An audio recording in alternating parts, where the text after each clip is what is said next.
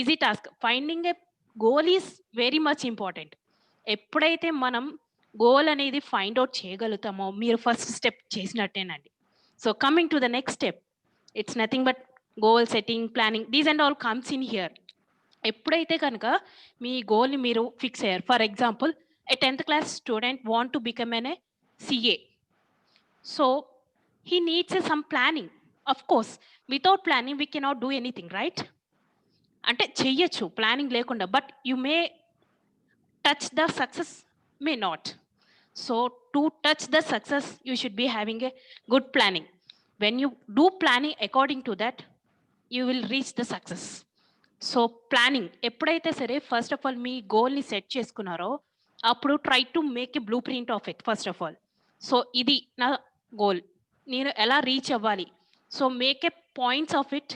నేను ఏమేం జాగ్రత్తలు తీసుకోవాలి, ఎటువంటి స్టెప్స్ వేయాలి. For example 10th class student అన్నాను, so he want to become a CA. So he like ఏంటంటే డైరెక్ట్ CA చేసేయలేడు కదండి.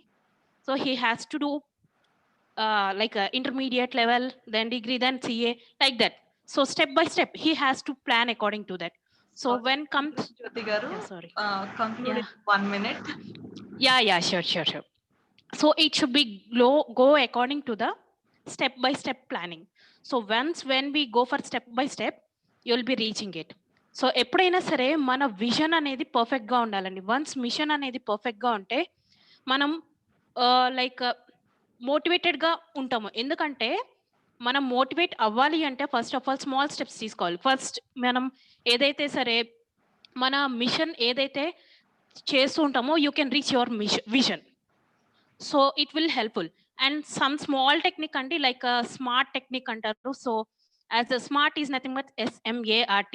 So according to smart, like we can say S is specific, M is measurable, A for attainable, and R for realistic, time, T for time.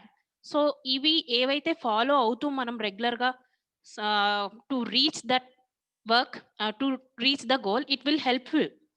Because hard work is very much important, and right now according to right now situations, smart work is also very much important. So try to plan accordingly and try to reach it. Yeah, thank you. That was a very good start, madam. So time bound అనుకోవడం వల్ల మేము మిమ్మల్ని 1 minute conclude చేయమన్నాం. Yeah, it's okay, no problem. Yeah, అందరూ కూడా 5 minutes లో conclude చేయడానికి చూడండి అమ్మా. Yeah, sure. Yeah, how was it? In fact, I can may know at least one feedback, no, not more than that. Yeah, madam, I am ready. Okay. Yeah, sure, sir. Yeah. మీరు madam గారు చాలా చక్కగా చెప్తున్నారు మీరు. Okay. కాకపోతే ఇంకా మీ presentation ఇంకా చాలా ఉన్నది అనుకుంటా, కానీ ఇక్కడ మనకు సమయం తక్కువ ఉంది కాబట్టి కొద్దిగా షార్ట్గా చెప్పుకున్నాం. అయినా కూడా మీరు షార్ట్లో చాలా చక్కగా చెప్పినారు. Wish you all the best. Yeah, thank you sir. Thank you. Yeah, continue. Yeah, madam, I am ready. Yes, sir. చెప్పండి సార్. టైం ఎంత అండి? ఎన్ని నిమిషాలు ఇచ్చినారు? అందరికి 5 minutes సార్. చెప్తాను, ట్రై చేయండి. అందరూ పార్టిసిపేట్ చేయాలి కాబట్టి. 5 minutes. 5 minutes, only 5 minutes. Madam, నాకు ఎగ్జామ్ ఉంది యాక్చువల్లీ 7:30 కలా. So can I say now please? Sir Vasu garu, first మనము స్వాతి గారిని తీసుకుందామా sir? Is it okay? No problem. Okay sir, thank you sir. Yes. Important preference ఉన్నాం. సో అందరికీ నమస్కారం. ఈరోజు మన 10th అసైన్మెంట్ భాగంలో జూమ్ లో ఏదో ఒక టైం మేనేజ్మెంట్ గురించి నేను ప్రెజెంటేషన్ ఇవ్వబోతున్నాను. సో ఇంపాక్ట్ లో నాకు ఈ ఛాన్స్ ఇచ్చినందుకు అందరికీ thank you everyone. So time management, first let us see the definition. Time management refers to managing time effectively so that the right time is allocated to the right act. అంటే time management means మనం time ని ఎలా manage చేసుకుంటున్నాం, ఒక effective వేలో ఎలా manage చేసుకుంటున్నాము, ఆ ఎఫెక్టివ్ వేలో మేనేజ్ చేసుకునేది రైట్ యాక్టివిటీకి ఎలా కేటాయిస్తున్నాం అనేది టైం మేనేజ్మెంట్. సో ఈ టైం మేనేజ్మెంట్ దేనికి, like why do we need our time management? Save time, reduce stress, work output ని పెంచడానికి. సో సేవ్ టైం అని ఎందుకు అంటున్నా అంటే, ఇప్పుడు మనము ఒక షెడ్యూల్ పెట్టుకొని లైక్ 9:30 to 10:30 నేను ఈ పని చేస్తాను అని పెట్టుకుంటే rest of the time I can do other work. అదే కనుక టైం పెట్టుకోకుండా నేను ఒక పని మీద కూర్చొని ఆ పని చేసుకుంటూ వెళ్తే I can't do any other work like after remaining, అంటే వేరే టైంలో నేను వేరే వర్క్ చేసుకోవడానికి అది నెక్స్ట్ డే కి వెళ్ళిపోతుంది ఆ వర్క్ అనేది. సో మనం ఒక షెడ్యూల్ వేసుకుంటే మన టైం సేవ్ అవుతుంది. అండ్ నెక్స్ట్ రెడ్యూస్ స్ట్రెస్ అంటే ఇప్పుడు మనకి ఒక అసైన్మెంట్ ఇచ్చారండి. అసైన్మెంట్ ఇచ్చినప్పుడు the next day like I have my assignment submission on Sunday. So Sunday వరకు నేను డెడ్ లైన్ పెట్టుకొని సండే 1 hour ముందు నేను సబ్మిట్ చేయడానికి రెడీ అయిపోయి అప్పుడు కంగారు పడిపోయి స్ట్రెస్ ఫీల్ అవుతాం. సో అలా కాకుండా అప్పుడు ఇచ్చిన వర్క్ మేబీ సాటర్డే అట్లా మార్నింగ్ అట్లా కంప్లీట్ చేసుకొని ఫ్రీగా రిలాక్స్ గా మనం ఇస్తే చాలా బాగుంటుంది. సో స్ట్రెస్ రెడ్యూస్ చేసుకోవడానికి కూడా మనకి టైం మేనేజ్మెంట్ ఉపయోగపడుతుంది. And next to increase hour work output, అంటే ఇప్పుడు తొందరగా లైక్ ఒక అసైన్మెంట్ ఇచ్చినప్పుడు ఫాస్ట్ గా ఇట్లా టైం డెడ్ లైన్ లో చేసి ఉంటే మనకి అవుట్పుట్ అనేది అంత రిజల్ట్ అనేది ఇవ్వదు. అదే ఒకేలా మంచిగా ముందు చేసి ఉంటే మన అవుట్పుట్ అనేది ఎట్లా ఉందో కూడా చక్కగా కనిపిస్తుంది, మనకి ఫీడ్బ్యాక్స్ వస్తాయి. So that is men by increase hour work output. And next is ఈ టైం మేనేజ్మెంట్ లో మనకి షెడ్యూల్ వేసుకోవడం ఉంటుంది. సో దానికి షెడ్యూల్ వేసే ముందు ఒక ప్లాన్ ఉండాలి, ఒక ప్రిపరేషన్ ఉండాలి, ఒక ప్రాక్టీస్ ఉండాలి. అంటే ఒక ప్లానింగ్, ఈ టైం నుంచి ఈ టైం దాకా నేను ఇదే చేయాలి అండ్ నెక్స్ట్ షెడ్యూల్ లో నేను ఇదే చేయాలి అని. అంటే ఆ ప్లాన్ చేసుకున్న దాన్ని ప్రిపరేషన్ చేసుకోవాలి. అంటే దానికి కావాల్సిన like okay let me say about some food, I want to make some food. So దానికి కావాల్సిన ఐటమ్స్ నేను ప్రిపేర్ చేసుకోవాలి, అది నేను ముందే ప్రాక్టీస్ చేసుకొని ఉంచుకోవాలి. So that's why I said time management needs planning, preparation, practice. And next is to do list. మనము ఇప్పుడు బయటికి వెళ్ళినప్పుడు బేసిక్ గా టు డూ లిస్ట్ అంటే ఒక లిస్ట్ రాసుకొని వెళ్తే, ఇప్పుడు మనం వెజిటేబుల్ మార్కెట్కి వెళ్ళాము, సో లైక్ ఇంట్లో చెప్తారు వెళ్ళే టైంలో అట్లా ట్రాఫిక్ లో మర్చిపోతూ ఉంటాము. సో బేసిక్ గా ఇప్పుడు ఒక లిస్ట్ రాసుకొని వెళ్తే ఆ లిస్ట్ ప్రకారం తీసేసుకుంటాము వెజిటేబుల్స్ కానీ ఎక్కడికైనా. సో లిస్ట్ ప్రకారం తీసుకునేటప్పటికి మన టైం అనేది కొంచెం సేవ్ అవుతుంది. అదే కనుక ఇట్లా రాసుకోకుండా వెళ్ళి అన్ని వెతికి గుర్తు తెచ్చుకొని తీసుకునేటప్పటికి చాలా టైం పడుతుంది. So maintain every like not only going out side and buying some groceries or something, but when you keep some like మన స్టిక్కీ పేపర్స్ ఉంటాయి, అవి పెట్టుకొని మనం ఇక్కడ పెట్టుకుంటే టు డూ లిస్ట్, అంటే ఈ లిస్ట్ నేను ఇప్పుడు చేయాలి, అంటే ఒక ప్రోగ్రామ్ గురించి ఈ లిస్ట్ ఎలా మనం చేసుకోవాలి అనేది. So that is called to do list. So నేను ఇప్పుడు కొన్ని వాట్ డూ సే స్టేట్మెంట్స్ చెప్తాను about time management. The first hour of the rudder of the morning is the rudder of the day. అంటే మనము ఫస్ట్ లేచింగానే మనం time ఎట్లా ఉపయోగించుకుంటే ఆ టైం అనేది మనకి డే మొత్తం చెప్తుంది. అంటే ఫస్ట్ అవర్ ఆఫ్ టైం ని మనం ఎలా ఉపయోగించుకుంటే డే మొత్తం అలా గడిచిద్ది. అంటే ఇప్పుడు ఫస్ట్ అవర్ ఆఫ్ డే ని మనం టైం వేస్ట్ చేసుకుంటూ ఆ ఫోన్ వాడి అట్లా చేస్తే అప్పుడు ఆ డే మొత్తం అంతే అవుతుంది అని అర్థం. This is said by Henry Ward Beecher. So next either run the day or the day runs you. అంటే నువ్వు డేకి ఒక షెడ్యూల్ వేసుకొని రన్ చేసుకో, లేకపోతే డేనే నిన్ను రన్ చేస్తుంది. అంటే ఇప్పుడు నేను ఒక షెడ్యూల్ వేసుకొని రన్ చేసుకోవాలి, లేకపోతే టైం అనేది గడిచిపోతూ ఉంటది, నేనేం పని చేయకుండా ఉంటాను. So let me end with this two statements. So what I say is, ఎప్పుడైనా మనము ఒక షెడ్యూల్ వేసుకొని ఒక నియమంగా ఉంటే అది మనం ఫాలో అవుతుంటే మనం చాలా చక్కగా సక్సెస్ అనేది, అంటే ఒక ఈ టైంకి ఇది పెట్టుకుంటే మనకి కొంచెం రెస్ట్ దొరుకుతుంది, మన టైం కూడా మంచిగా చేసినట్టు ఉంటది. సో నేనేం చెప్తానంటే మీరు మీ షెడ్యూల్ వేసుకోండి, నేను నా షెడ్యూల్ వేసుకుంటా, దాని ప్రకారం నడుద్దాము, దాని ప్రకారం సక్సెస్ లోకి అడుగులు వేద్దాము. And thank you so much. Impact వాళ్ళందరికీ థ్యాంక్ యూ. నమస్కారం. బాగా చెప్పావమ్మా. Very good. నెక్స్ట్ ఎవరండి? నెక్స్ట్ ఎవరు చెప్తారు? Madam good evening madam. నేను Ganji Ashok madam. Hello madam ముందుగా ఇంపాక్ట్ ఫౌండేషన్ వ్యవస్థాపకులు గంప నాగేశ్వరరావు గారికి ప్రత్యేకంగా ధన్యవాదాలు చెప్పుకుంటున్నాను.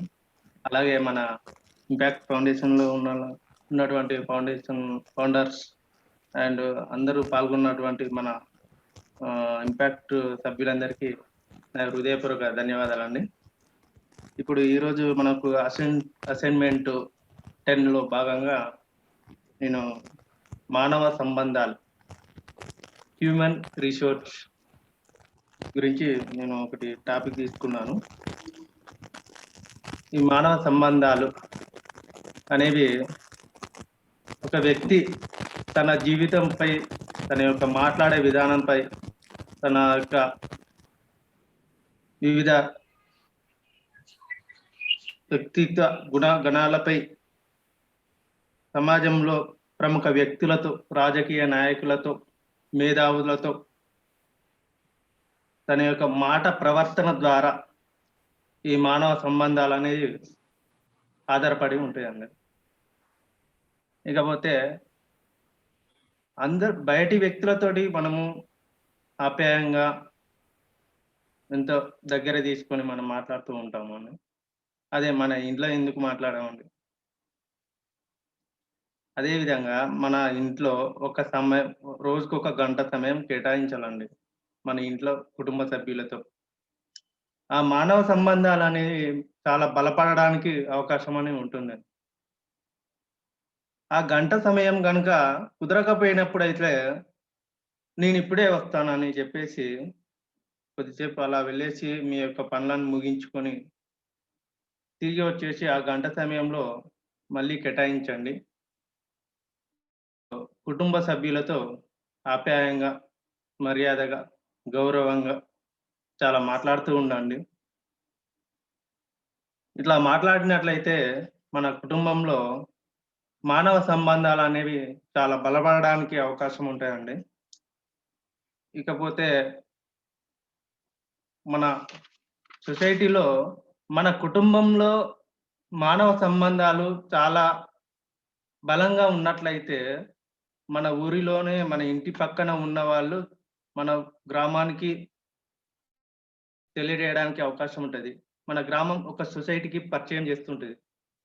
ఫలానా కుటుంబం ఈ విధంగా మానవ సంబంధాలతోటి ఆప్యాయంగా, మర్యాదగా, గౌరవంగా సమాజంలో మనిషికి ఇచ్చే రెస్పెక్ట్ ఏ విధంగా ఉంటుందో అనేది మన ఊరు ప్రజలు, గ్రామ ప్రజలు, ఇకపోతే సమాజంలో ఉన్నటువంటి ఎవరికైనా కానీ పరిచయం చేస్తారు.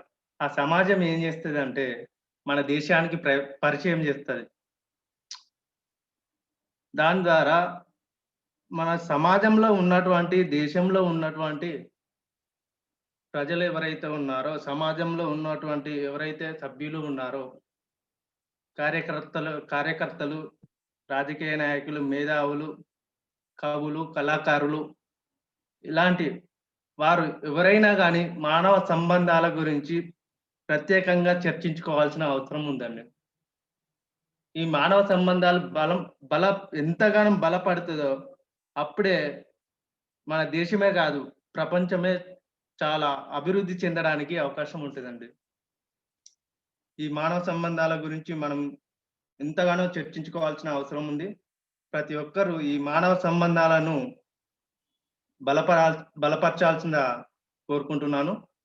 ఇకపోతే తెలంగాణ ప్రజాకవి కాళోజీ నారాయణరావు గారు అన్నారు ఒక చిన్న కవిత, పుట్టుక నీది, చావు నీది, బ్రతుకంతా ఈ దేశానిదే అన్నారు.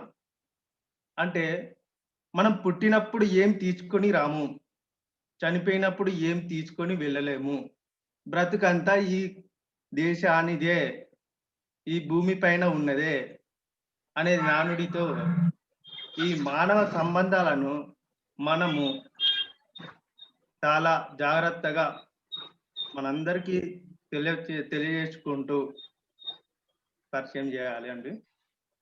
ఇప్పుడు ఈ మన ఇంపాక్ట్ ఫౌండేషన్ ద్వారా ఈ మానవ సంబంధాల గురించి మనకు ఎంతో చెప్పుకోవాల్సిన అవసరం ఉంది.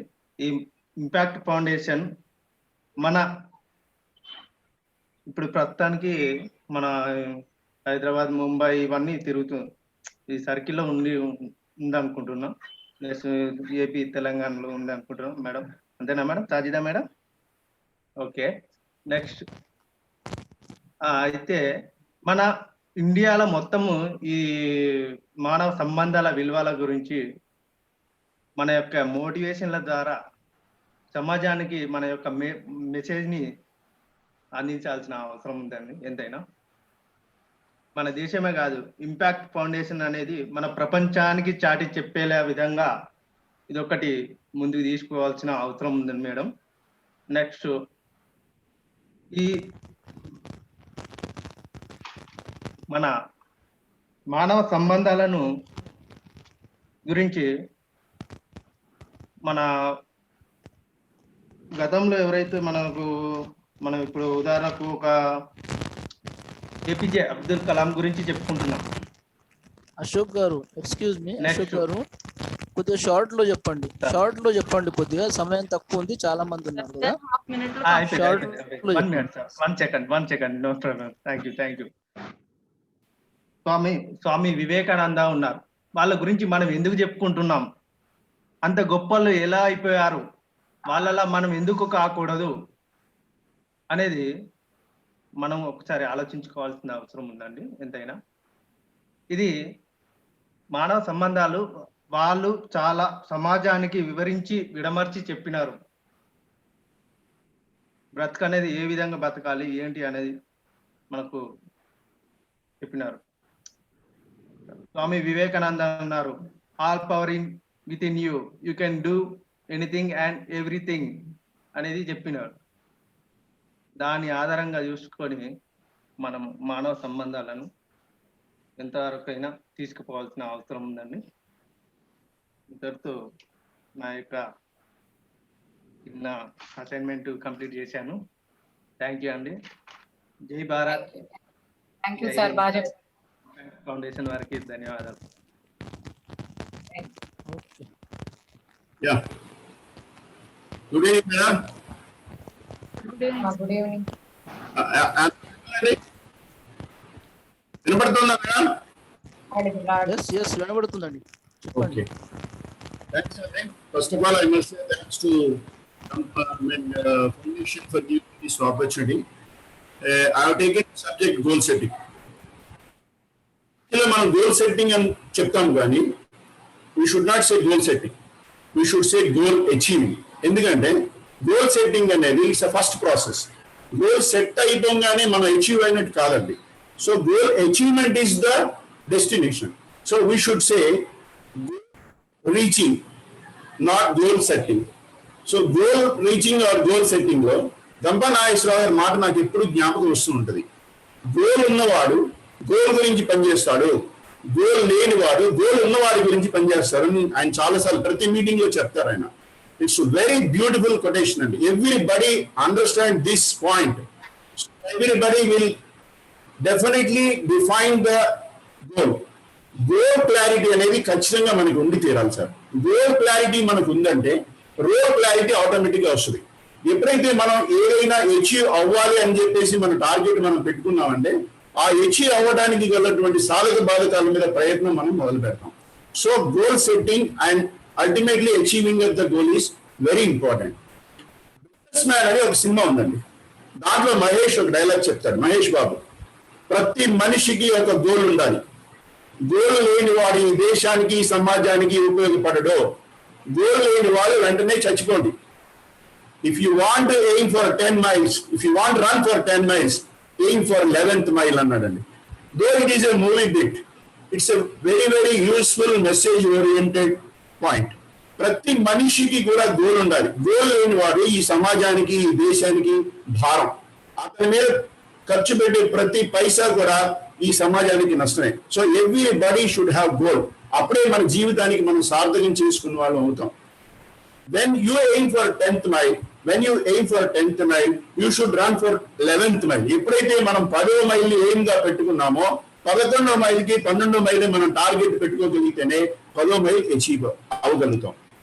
గోల్ సెట్టింగ్ అంటే ఎలా ఉండాలండి? Smart goal. స్మార్ట్ అంటే చెప్తారు specific, measurable, reliable, time, all these things okay. But specific goal is very very very important. ఎందుకు స్పెసిఫిక్ గోల్ వెరీ ఇంపార్టెంట్ నేను చెప్తున్నానంటే, ఫస్ట్ నీకు ఏం అచీవ్ అవ్వాలి, ఎక్కడ చేరాలి అనే దాని మీద క్లారిటీ కనుక ఉంటే మిగతా పాత్ ఆటోమేటిక్ గా క్లారిటీ వస్తుంది.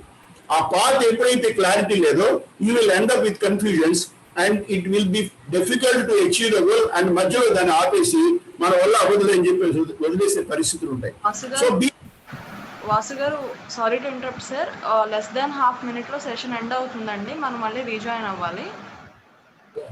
Okay, continue sir. Be specific on the goal. For example, మనం డాక్టర్ అవ్వాలి అని ఒక గోల్ పెట్టుకున్నాం అనుకోండి. ఏ డాక్టర్?